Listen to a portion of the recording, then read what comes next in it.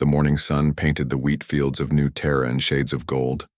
Wu Jin knelt between the rows of grain, his weathered hands checking the soil moisture. The earth felt good between his fingers, rich, ready for harvest. He smiled as he stood up, brushing dirt from his knees. This was home now, not the crowded cities of Earth where he once built war machines, but this quiet farming world where he grew food instead of weapons. The air here smelled of fresh grain and morning dew, not metal and oil. "Papa, breakfast is ready," called Hana from the farmhouse porch. His 7-year-old daughter waved at him with both hands, her dark hair catching the sunlight. She wore the blue dress that Bora had made for her birthday last month. Wu Jin waved back and started walking toward the house. His wife Bora stood in the doorway, wiping her hands on her apron. She had flour in her hair from making fresh bread. After 10 years of marriage, she still made his heart skip when she smiled. "The harvest looks good this year," Wu Jin said, as he climbed the porch steps. "Maybe the best we have had." Bora kissed his cheek. "Then we should celebrate. I will make your favorite soup tonight." Inside their small kitchen, Hana sat at the wooden table, swinging her legs as she ate scrambled eggs. The radio played soft music from the colony capital. Everything felt perfect and peaceful. Then the music stopped. "This is an emergency broadcast," came a voice from the radio. "Unknown ships have entered our system. All colonists should remain calm and wait for further instructions." Wu Jin frowned. He walked to the window and looked up at the clear blue sky. Nothing seemed different, just clouds and birds flying overhead. "What do you think it means?" Bora asked quietly. Before Wu Jin could answer, the sky began to change. Dark shapes appeared among the clouds. They were huge, much bigger than any human ship. The shapes moved wrong, like they were made of sharp crystal instead of smooth metal. "Get Hana," Wu Jin said. His voice stayed calm, but his engineer mind was already working. Those were not human ships. They were something else entirely. More ships appeared, dozens of them. They hung in the sky like black diamonds, blocking out the sun. The temperature seemed to drop as their shadows fell across the wheat fields. The radio crackled again. "All colonists must evacuate immediately. This is not a drill. Repeat, this is not a drill." Hana started to cry. Bora picked her up and held her close. "Wu Jin, what is happening?" He did not answer. He was watching the ships. They were positioning themselves over every settlement on New Terra. This was not exploration. This was invasion. Light began to gather beneath the alien vessels. Bright, terrible light that made the air hum with energy. Wu Jin had seen weapons like this before, back when he designed military equipment on Earth. He knew what came next. "The basement," he said urgently. "Now." They ran down the wooden stairs into their small cellar. Wu Jin had reinforced it years ago, thinking it might protect them from storms. He never imagined they would hide from aliens here. The first beam struck somewhere near the town center. The ground shook. Dishes fell from shelves upstairs. Hana screamed and buried her face in Bora's shoulder. More beams fell like deadly rain. Each one made the earth tremble. Through the small basement window, Wu Jin could see orange light painting the sky. Buildings were burning. "Why are they doing this?" Bora whispered. Wu Jin held them both close. "I do not know." The bombardment lasted for 20 minutes. When it finally stopped, the silence felt almost worse than the noise. Smoke drifted past. Their window in the distance, emergency sirens wailed. "Stay here," Wu Jin said. He climbed the stairs and looked outside. Their farmhouse still stood, but half the town was gone. The school where Hana learned to read was now a pile of burning rubble. The medical center where Bora volunteered was just a smoking crater. Strange sounds came from the sky. Not the hum of human engines, but something sharper, colder. Landing craft descended from the alien ships like deadly insects. Wu Jin ran back to the basement. "They are landing. We need to get deeper into the countryside." They gathered what they could carry: food, water, medical supplies. Hana clutched her favorite doll, a gift from her grandmother on Earth. Bora packed the family photos in her bag. Outside, they could hear new sounds: marching, shouting in languages that did not sound human, sometimes screaming from people who had not escaped in time. They slipped out the back door and ran toward the wheat fields.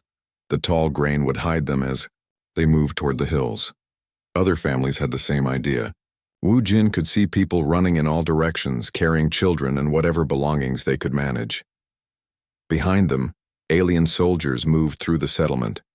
They were tall and thin, with 4 arms and pale skin that looked like polished stone. They wore armor that seemed to be grown rather than built, all curves and sharp edges like insect shells. The aliens moved with purpose. They were not just destroying, they were capturing. Humans who could not run fast enough were surrounded and forced into groups. The aliens put metal collars around their necks. Slaves. They were taking slaves. A group of the creatures spotted Wu Jin's family in the wheat field. They called out in their clicking language and started running toward them. Their long legs covered ground quickly. "Run," Wu Jin told his wife and daughter. "Run to the hills. I will catch up." But Hana tripped on a hidden rock. She fell hard, crying out in pain. Her ankle was twisted badly. She could not stand. Bora picked up their daughter, but the extra weight slowed her down. The aliens were getting closer.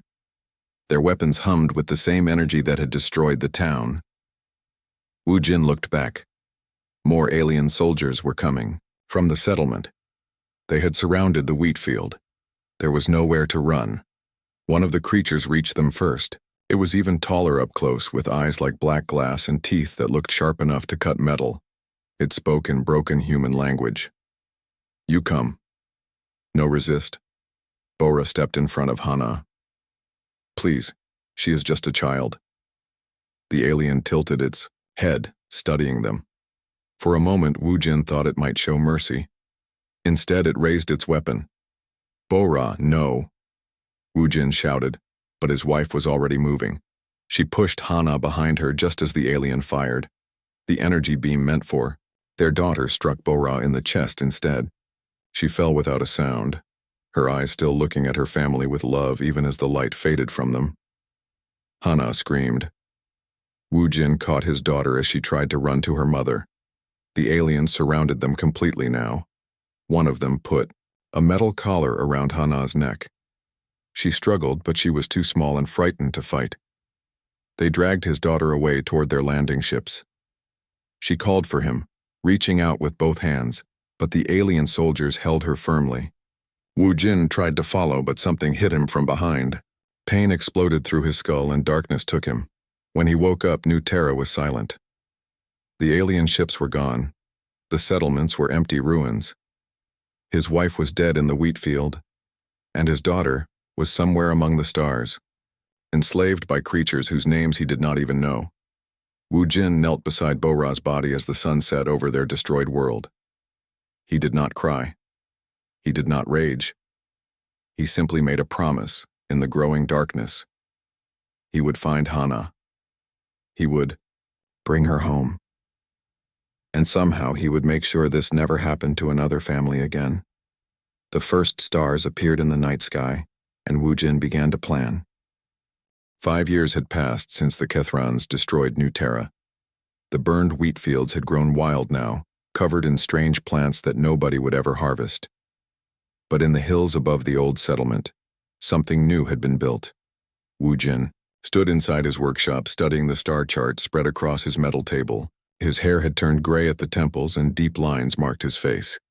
His hands, once soft from farm work, were now scarred from building weapons and engines. The workshop itself was a wonder of engineering. He had carved it into the hillside and covered it with soil and plants. From the outside, it looked like just another hill. Inside, it hummed with power from a dozen different energy sources he had built or stolen. In the center of the workshop sat his ship. He called her the Redemption. She was not large, barely big enough for one person, but every piece of her had been designed for a single purpose: to hunt slave ships and free the people inside them. The Redemption looked nothing like human ships. Wu Jin had studied wreckage from the Kethran attack and learned how their technology worked. His ship used their own methods against them: silent engines that left no heat signature, weapons that could disable without destroying, shields that bent light around the hull. On the wall above his workbench hung a photo of Hana and Bora. It was taken the summer before the invasion, when they had gone swimming in the river near their farm. Both of them were laughing at something Wu Jin had said. He looked at that photo every morning before he left on another mission. Today's target was a Kethran transport ship, carrying slaves from the Outer Rim. Intelligence from the resistance network said it held 300 humans taken from mining colonies. The ship would pass through the Vega system in 6 hours. Wu Jin packed his equipment carefully: medical supplies for treating injured slaves, food and water for the journey home, portable power cells to restart disabled ships, everything he needed to turn a rescue mission into success. He climbed into the Redemption's cockpit and started the silent engines. The ship rose from its hidden hangar and slipped into space without a sound. 5 years of practice had made him very good at staying invisible. The journey to Vega took 4 hours at maximum stealth speed. Wu Jin used the time to review everything he knew about Kethran slave transports, their weak points, their crew routines, the best ways to get inside without triggering alarms. The Kethrans had learned to fear him over the past 3 years. They called him the Ghost in their clicking language. Ships vanished without distress calls. Slave convoys arrived at their destinations empty. Entire prison stations went dark overnight, their captives simply gone. What confused them most was that he rarely killed. Kethran soldiers would wake up unconscious with their weapons missing. Ship crews would find themselves locked in their own cargo holds while their prisoners escaped. It was not how war was supposed to work. The slave transport appeared on his sensors exactly when intelligence said it would. The ship was huge, built like a flying prison with thick armor and heavy weapons. But Wu Jin had learned that size meant nothing if you knew where to strike. He waited until the transport was far from any patrol routes. Then he moved. The Redemption dropped out of stealth mode directly above the slave ship. Before the Kethrans could react, Wu Jin fired his special weapons. Instead of destroying the transport, the beams passed through its shields and disabled its engines. Emergency power flickered and died. Life support switched to backup systems. Wu Jin docked with the transport's maintenance airlock. It was a weakness he had discovered in Kethran designs. They never expected anyone to be small enough or brave enough to use the tiny service ports. Inside the ship, emergency lights cast everything in red shadows. Wu Jin moved through the corridors like a ghost, avoiding the crew as they ran around trying to fix their engines. His destination was the slave holds in the lower decks. The first hold contained 50 humans from a farming world called Haven. They were thin and scared, packed into a space meant for cargo rather than people. When they saw Wu Jin, some of them started to cry. "Who are you?" asked an older woman with gray hair. "Someone who is taking you home," Wu Jin said simply. He opened all the slave collars with tools he had built for that purpose. The magnetic locks clicked open one by one. Freedom had a sound, and it was beautiful. But freeing the slaves was only half the job. Getting them safely away was much harder. Wu Jin led the freed humans through the ship's service tunnels to the escape pods. Most Kethran vessels carried more pods than crew, another weakness in their designs. While the alien crew tried to restart their engines, 300 humans quietly climbed into escape vehicles and launched toward a nearby system. Each pod had enough supplies to reach the human colony on Kepler Station. Wu Jin had made sure of that years ago, bribing traders and smugglers to keep emergency caches hidden throughout the galaxy. By the time the Kethrans realized what had happened, the Redemption was already gone. The slave ship drifted empty in space, its crew locked in their quarters with a simple message painted on the wall in their own language. "Your prisoners have been freed. No one was harmed. Think about why." That was Wu Jin's signature. Always the same message. Always the truth. News of the rescue spread quickly through both human and alien networks. In the resistance hideouts, people whispered about the ghost who could free anyone from anywhere. In Kethran command centers, admirals studied reports that made no sense to them. How could one human be so effective? Where did he get his technology? Why did he show mercy to captured crews when any other species would have killed them all? The questions frustrated the Kethrans because they had no answers. Their way of war was simple: be stronger, be more cruel, take what you wanted. But strength and cruelty meant nothing against an enemy who fought by completely different rules. Wu Jin did not care what they thought about him. He only cared about results. In 3 years, he had freed over 2,000 slaves. He had cost the Kethrans millions of credits in lost property and damaged ships. Most importantly, he had given hope to people who thought they had none. But he had not found Hana. Every freed slave was asked the same questions. Had they seen a Korean girl now about 12 years old? Had they heard anything about special prisoners kept separate from other slaves? Did they know anything about the most secure Kethran facilities? The answers were always disappointing. The Kethran Empire was vast, with thousands of slave camps and prisons scattered across hundreds of worlds. Hana could be anywhere. Then, 2 months after the Vega rescue, Wu Jin got the lead he had been waiting for. A freed slave named Marcus had spent 4 years in Kethran captivity. He had been moved between many different facilities, including some of their most secure ones. During his debriefing, he mentioned something that made Wu Jin's heart race. There was a place they called the Academy, Marcus said, on Keth Prime itself. They kept their most valuable slaves there, young ones who showed special promise. I heard guards talking about human children who were being trained for something important. Keth Prime, the Kethran homeworld, the most heavily defended planet in their empire. That night, Wu Jin sat in his workshop staring at the photo of his family. Hanna would be 12 now, no longer the little girl who had waved at him from the farmhouse porch. What had 5 years of slavery done to her? Was she even still alive? Only one way to find out. Wu Jin began planning the most dangerous mission of his life. He would need to capture a Kethran command ship intact. He would need uniforms, identification codes, and a perfect understanding of their military procedures. He would need to infiltrate the most secure world in the galaxy. It seemed impossible.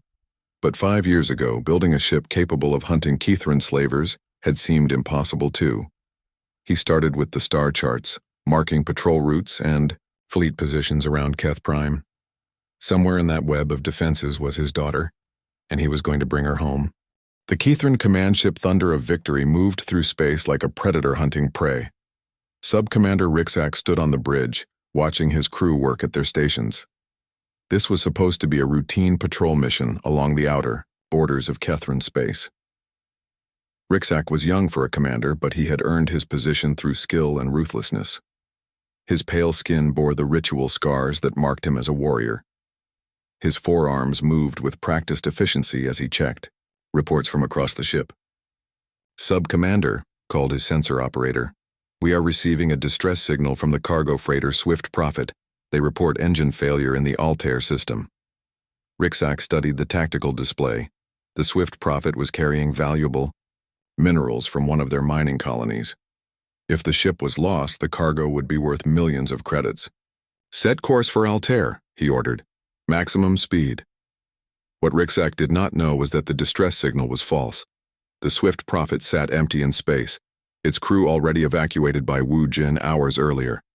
It was bait in a trap 5 years in the making. The Thunder of Victory dropped out of hyperspace near the disabled freighter. Rixak expected to find a simple rescue mission. Instead, he found something impossible. The Redemption appeared from nowhere, rising out of the freighter's shadow like a ghost made solid. Before the Kethran crew could react, strange energy beams struck their ship. But instead of causing explosions, the beams did something much worse. They turned off everything. The lights went dark. The engines stopped. The weapons powered down. Even the artificial gravity failed, leaving the crew floating helplessly in the darkness of their own ship. Emergency. Power came online after a few seconds, bathing everything in red light, but the main system stayed dead. The Thunder of Victory hung in space like a piece of expensive scrap metal. "What happened?" Rixak demanded, pulling himself to his command chair using the emergency handholds. "Unknown, Sub-Commander. All systems show complete failure. It is as if someone reached inside our ship and turned off every circuit at once.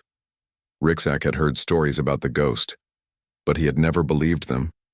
Now he was starting to understand why so many ships had vanished. Without trace, a new sound echoed through the ship. Something was cutting through the hull. The ghost was coming aboard. "Seal all sections," Rixak ordered. "Arm the crew with personal weapons. We will fight this human hand-to-hand if necessary." But fighting Wu Jin was not like fighting other enemies. He moved through the darkened ship like he had built it himself, avoiding the crew with perfect timing. Security cameras showed only empty corridors. Motion sensors detected nothing. One by one, Kethrin's soldiers simply disappeared. They would be guarding a door, and the next moment they were gone. No sounds of struggle, no weapons fire, just silence. Rixak gathered his remaining crew on the bridge and barricaded the doors. 20 warriors, all armed with the best weapons in the Kethrin military. They waited in the darkness, listening for any sign of the ghost. The lights came on. Not emergency lights, but full ship lighting. Someone had restored power to the bridge systems. The blast doors opened with a quiet hiss. Wu Jin walked onto the bridge alone. He was smaller than the Kethrins had expected, just a human man with gray hair and tired eyes. He carried no visible weapons. His hands were empty. "I am Sub-Commander Rixak of the Kethrin Empire," Rixak said, trying to keep his voice steady. "You will surrender immediately or we will kill you." Wu Jin looked around the bridge calmly. "Your crew is safe. They are locked in the cargo bay with food and water. They will not be harmed if you cooperate. You took 20 trained warriors without making a sound." "How?"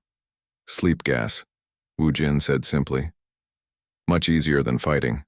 Now we need to talk." Rixak raised his weapon, but something in the human's eyes made him hesitate. This was not fear or anger. It was something else entirely, something that made no sense in a warrior. "I need your ship," Wu Jin continued, "and I need you to take me to Keth Prime." "Impossible. I would rather die than help you." "I thought you might say that." Wu Jin sat down in one of the bridge chairs. "Tell me about your family, Rixak." The question caught the sub-commander completely off guard. "What? Your family? Do you have children? Parents who worry about you?" "I have a mate and 2 younglings," Rixak said without thinking. Then he caught himself.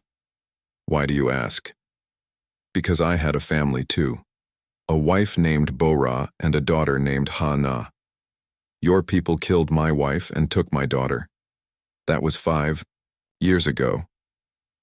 Rixak felt confused. Human emotions were difficult to understand, but he could hear something in the ghost's voice that sounded like pain. Deep, quiet pain that had been carried for a long time. "War has casualties," Rixak said. "That is the way of things." "Is it?" Wu Jin asked. "Tell me, when you go home after a mission, do your younglings run to greet you? Do they tell you about their day and ask you to play games with them?" Despite himself, Rixak nodded. His children always met him at the door of their dwelling. It was one of the few things that made him happy. "My daughter used to do that too," Wu Jin said quietly. "She would wait on the porch of our farm and wave when she saw me coming home from the fields. Now she is somewhere on your homeworld, and I do not even know if she remembers my face." The bridge fell silent. The other Kethrin warriors looked uncomfortable. They had been trained to fight enemies who hated them, not enemies who spoke of love and loss. "You could kill me," Wu Jin said. "Probably kill all of you too, but that would not bring my daughter home, and it would make your younglings wait by the door forever, wondering why their father never came back."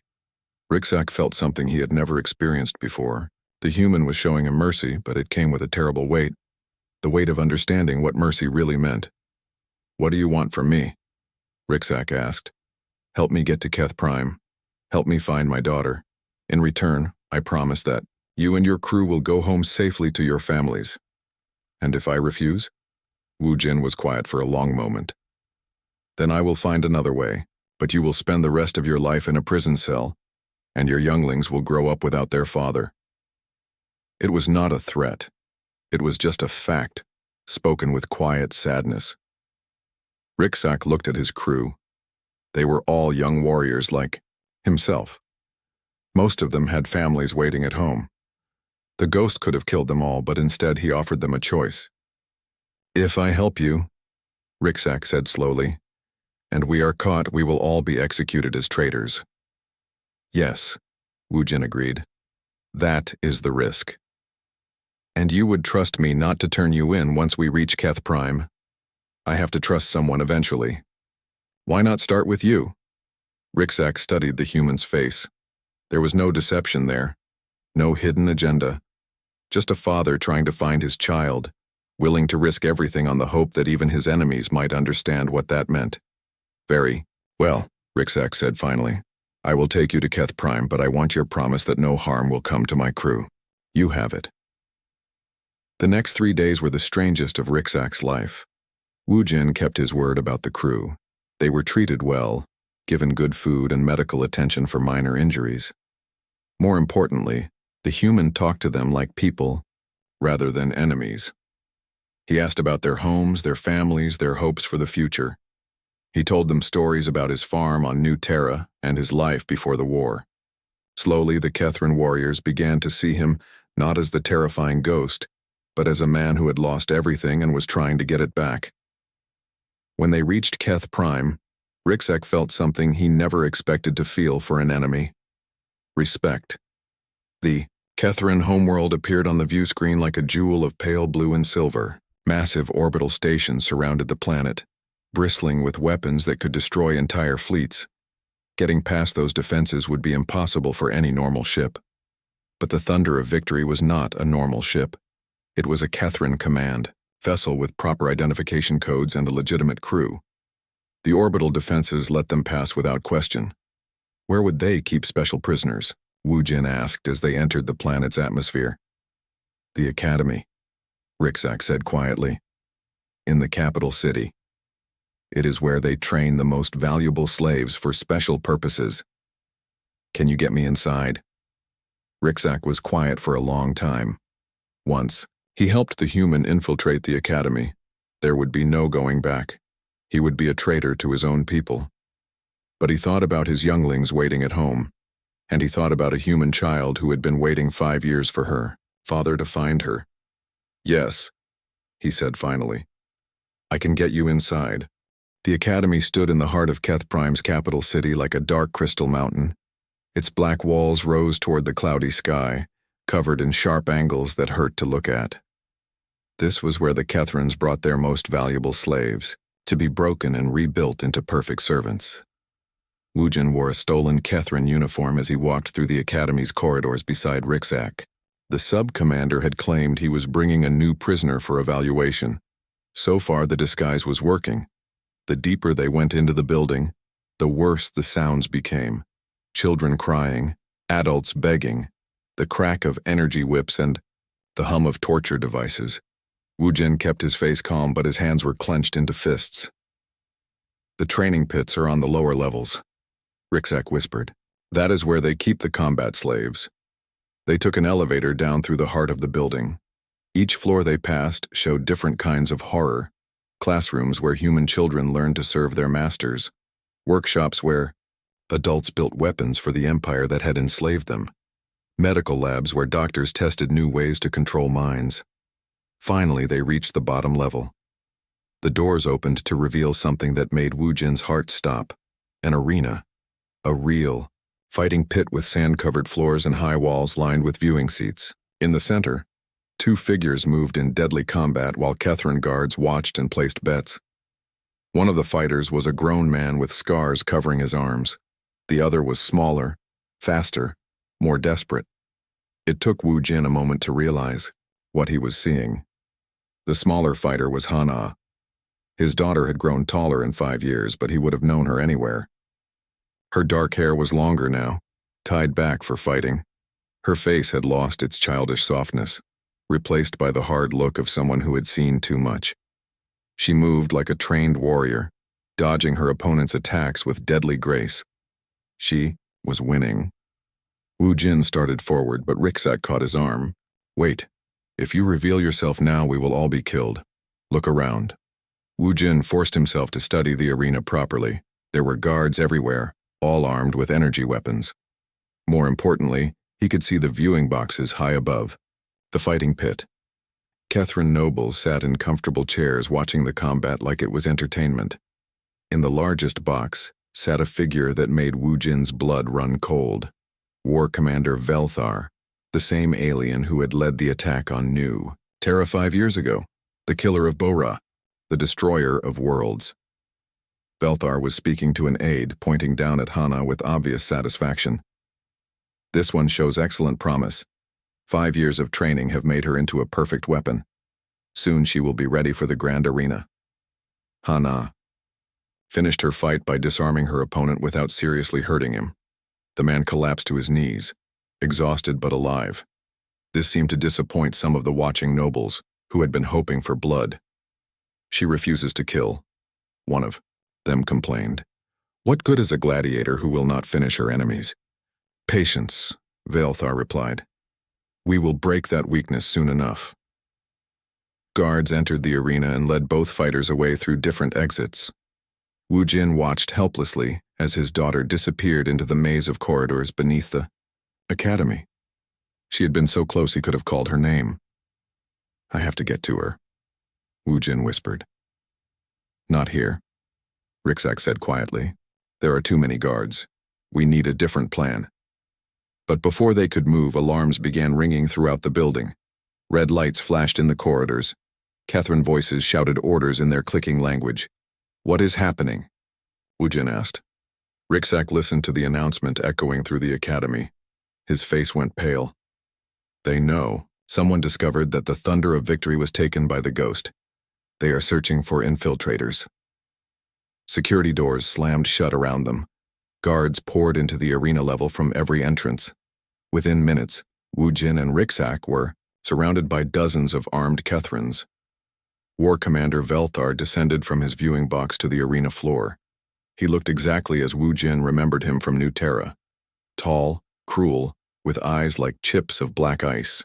When he saw the human in stolen uniform, his lips pulled back in what might have been a smile. The famous ghost. Velthar said in perfect human language, You are smaller than I expected. You are exactly what I expected, Wu Jin replied. Velthar laughed, a sound like breaking glass. 5 years of hunting my ships, 5 years of freeing my property. Did you really think you could walk into my stronghold and simply take what you wanted? Yes. The simple honesty of the answer seemed to surprise the war commander. You humans are truly insane. No wonder you fight so strangely. Velthar gestured to his guards. They forced Wu Jin to his knees on the arena sand. Other soldiers dragged Rixak away to face judgment for his betrayal. The sub-commander did not resist. He looked at Wu Jin with something that might have been respect. Bring the girl, Velthar ordered. They brought Hana up from the holding cells. When she saw the human kneeling in the center of the arena, her eyes went wide. 5 years had passed, but somewhere deep inside she remembered. Papa, she whispered. The word hit Wu Jin harder than any weapon could have. His daughter remembered him. After everything they had done to her, she still knew his face. Hello, Hana, he said softly. I came to take you home. Velthar enjoyed the moment of reunion before destroying it. How touching. A father and daughter, together again. Unfortunately, it will not last long. The war commander turned to address the growing crowd of nobles who had come to see the capture of the famous ghost. Citizens of the Empire, today we have caught the terrorist who has plagued our shipping for so long. Now he will face justice in the traditional way. More guards appeared, dragging other prisoners from the academy's cells. Humans who had been trained as gladiators, all of them scarred and hardened by years of forced combat. You will fight, Velthar told Wu Jin. Fight and die for our entertainment, just as your daughter has learned to do. If you refuse, I will execute 10 prisoners for every moment you hesitate. To prove his point, Velthar drew his sidearm and shot one of the AIiens gladiators through the chest. The man fell without a sound. Hana screamed and tried to run to help him, but guards held her back. Choose quickly, Ghost. Will you fight, or will I kill them all? Wu Jin looked around the arena. 20 human gladiators stood ready to fight him. They had been trained to kill or be killed. They would follow orders because they had no choice. But as he met their eyes, he saw something the Kethrans had missed. These were not just weapons. They were people. Scared, broken people who had been turned into killers against their will. I will fight, Wu Jin said. The crowd cheered. Velthar smiled his cruel smile. But he had made one critical mistake. He thought this would be like every other gladiator battle. He thought Wu Jin would fight the way the Kethrans expected him to fight. He was wrong. The first gladiator attacked with a curved sword. Wu Jin dodged, but instead of striking back, he spoke. What is your name? The question confused the gladiator so much that he missed his next swing. What? Your name. Before they brought you here, what did people call you? David, the man said without thinking. My name was David. Hello, David. My name is Wu Jin. I am not your enemy. The simple words stopped the fight completely.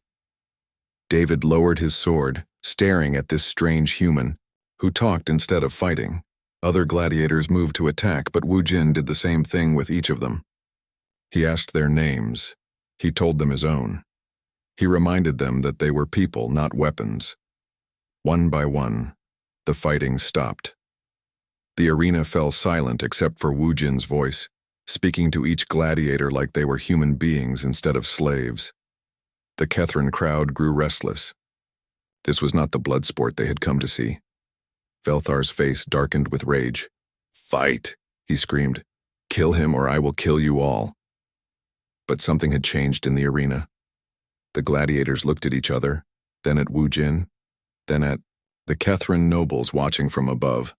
For the first time in years, they remembered what they had been before slavery broke them. They remembered that they were human. No, said David, dropping his sword in the sand. I will not kill this man. Neither will I, said another gladiator. One by one, they all laid down their weapons. Velthar's rage exploded. He jumped down into the arena himself, drawing his energy. Sword. If they will not kill you, I will do it myself. The war commander was bigger than Wu Jin, stronger, and trained from birth for combat. His forearms moved with deadly precision as he attacked, but Wu Jin had spent 5 years learning to fight impossible odds. More importantly, he was fighting for his daughter. The battle lasted 10 minutes. Velthar was skilled, but he was also angry, and anger made him careless. Wu Jin used the war commander's rage against him, turning his strength into weakness. Finally, Velthar made a mistake. He overextended on a killing blow, and Wu Jin was ready for it. He stepped aside and struck with all his remaining strength. Velthar fell to the arena sand, his sword spinning away across the floor. He was not dead, but he was beaten. He lay gasping in the dirt, looking up at the human who had defeated him. The arena was completely silent. No one moved. No one spoke. Wu Jin stood over his fallen enemy, and the whole Kethran Empire waited to see what he would do next. The grand arena of Keth Prime had never been so quiet. 10,000 Kethrans sat in absolute silence, watching the impossible scene below. The mighty war commander Velthar lay defeated in the sand, beaten by a single human who should have been nothing more than an entertaining death. Wu Jin stood over his fallen enemy, breathing hard from the fight. His stolen uniform was torn and bloody. His gray hair was matted with sweat, but his eyes were clear and steady as he looked down at the creature who had destroyed his world. Velthar gasped for air. His forearms sprawled uselessly around him. Black blood seeped from cuts across his pale skin. He had expected to die in glorious battle someday, but not like this. Not beaten by a mere human in front of his own people. Kill me, Velthar wheezed. Finish what you started. Every law of the galaxy demanded death. When you defeated an enemy in combat, you killed them. It was the way things worked. The strong destroyed the weak. The victor claimed everything from the loser. Wu Jin looked around the arena. Hana stood with the Other freed gladiators, her eyes wide with fear and hope. She had watched her father fight for his life, and now she waited to see what kind of man he had become during their 5 years apart. The Kethrin nobles in their viewing boxes leaned forward in their seats. They expected blood. They wanted to see the famous ghost reveal his true nature as a killer. Instead, Wujin did something that changed everything. He reached down and offered Velthar his hand. "Get up," Wujin said quietly. Velthar stared at the outstretched hand like it was a poisonous snake. "What are you doing?" "Helping you stand. You are hurt, but not dying. There is no need for you to lie in the dirt. You should kill me. I would kill you." "I know," Wujin said. "That is the difference between us." Slowly, confused beyond words, Velthar took the human's hand. Wujin pulled him to his feet with surprising gentleness. The war commander swayed slightly, but he could stand. The arena erupted in shocked murmurs. Kethrins turned to each other with bewildered expressions. This was not how combat was supposed to end. This made no sense according to everything they understood about strength and power. Wujin turned to face the crowd. When he spoke, his voice carried clearly through the ancient arena, reaching every seat in the massive structure. "My name is Wujin," he said. 5 years ago, your war commander led an attack on my world. Your ships burned my home. Your soldiers killed my wife. You took my daughter and made her into a weapon." The crowd listened in fascination. They had never heard a human speak so calmly about such terrible things. "I spent 5 years hunting your ships," Wujin continued. "I freed thousands of slaves. I cost your empire millions of credits in damaged vessels and lost cargo. I became the ghost that your commanders feared." Some Kethrins nodded. They had heard the stories. They knew what this human had accomplished against impossible odds. "But I never killed unless I had to. I never destroyed what could be repaired. I never took revenge on soldiers who were only following orders." Wujin gestured to Velthar, who stood beside him, looking stunned. "This creature killed my wife. He stole my daughter. He burned my world and enslaved my people. By your laws and mine, I have the right to kill him." The crowd held its breath. This was the moment they had been waiting for. The moment when the human would reveal his true nature. "I choose not to." The simple words hit the arena like a physical blow. Kethrins gasped. Some stood up in their seats. Others began clicking their confusion in their native language. "Why?" Velthar asked. His voice was barely a whisper. Wujin looked at his daughter, still standing with the freed gladiators. Hana was crying now, but they were not tears of sadness. They were tears of recognition. She was remembering the father who had taught her to plant seeds instead of pulling weeds. The man who had showed her how to build rather than destroy. "Because someone has to stop the cycle," Wujin said. "Someone has to choose forgiveness over revenge, understanding over hatred, hope over despair." He turned back to face the crowd. "You think strength means the ability to destroy your enemies, but real strength is the ability to make your enemies into friends." "Impossible," called out one of the Kethrin nobles. "Enemies cannot become friends. The weak must serve the strong. That is the natural order." "Is it?" Wujin asked.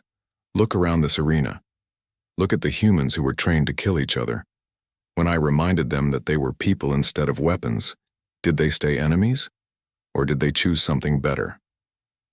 The gladiators still stood together, their weapons abandoned in the sand. David stepped forward, his scarred face determined.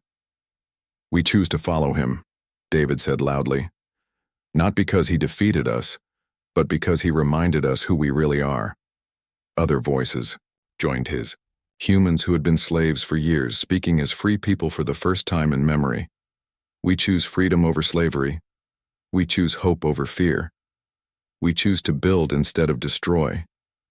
Their words echoed through the arena like thunder. Some Kethrins looked uncomfortable. Others appeared thoughtful. A few even nodded in understanding. Velthar stared at Wujin with something approaching wonder. "You had the power to kill me. Your own species would demand it. Why did you choose mercy? Because mercy is not weakness, Wu Jin replied. True, mercy requires more strength than killing. It requires the courage to believe that even enemies can change. He looked directly into Velthar's black eyes. Can you change? The question hung in the air like a challenge. Velthar had spent his entire life believing in the superiority of strength over weakness, cruelty over kindness, fear over love.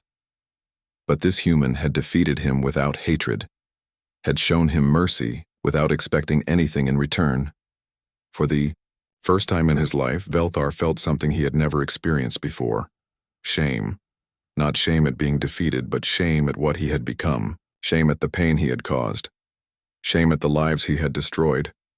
I do not know, he said honestly, but I want to try.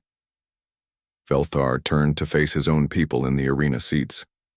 When he spoke, his voice carried the authority of absolute command. Citizens of the Kethran Empire, I hereby order the immediate release of all human slaves. The practice of slavery is ended. We will find a new way to grow our civilization.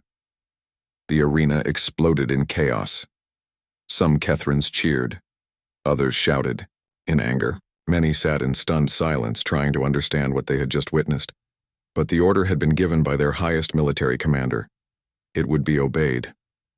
Wu Jin felt a small hand slip into his. Hana had crossed the arena to stand, beside her father. She was taller now, scarred by 5 years of captivity, but her eyes still held the spark of the little girl who had waved from their farmhouse porch. Papa, she said softly, can we go home now? Wu Jin wrapped his arms around his daughter and held her close.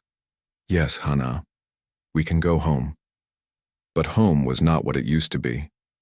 New Terra still lay in ruins, its farms burned and its settlements destroyed. It would take years to rebuild what the Kethrans had destroyed. The difference was that they would not rebuild alone. Over the following months, something unprecedented happened in the galaxy. Former enemies began working together. Kethran engineers helped design new settlements on New Terra. Human farmers taught Kethrans how to grow food instead of taking it. Children from both species played together in the rebuilt towns. It was not easy. Trust had to be earned slowly, one day at a time. Some humans could not forgive what had been done to them. Some Kethrans could not accept the end of their old ways, but others chose to try something new. Velthar himself came to New Terra, no longer as a war commander, but as an engineer. He worked alongside Wu Jin in the wheat fields, learning to plant seeds in soil where his bombs had once fallen. I still do not understand, Velthar said one evening as they watched the sunset over the growing crops. You could have killed me. Why did you show mercy to someone who destroyed everything you loved? Wu Jin smiled, thinking of Bora and the lessons she had taught him about forgiveness. Because mercy is not about what the other person deserves. It is about who you choose to be. Hana ran toward them through the wheat, laughing as she chased a butterfly. She was 15 now, no longer the frightened child who had been taken from this same field. The scars of slavery would always be with her, but they no longer defined her. Besides, Wu Jin added, watching his daughter play in the golden grain, someone has to teach the next generation that enemies can become friends, that forgiveness is stronger than revenge, that the best way to honor the dead is to build a better world for the living. The wheat rustled in the evening breeze, and for the first time in 5 years, New Terra felt like home again. Not because the buildings had been rebuilt or the fields replanted, but because people who had once been enemies were learning to live together in peace. And in the growing darkness, the first stars appeared in the sky, no longer bringing ships of war, but ships of hope.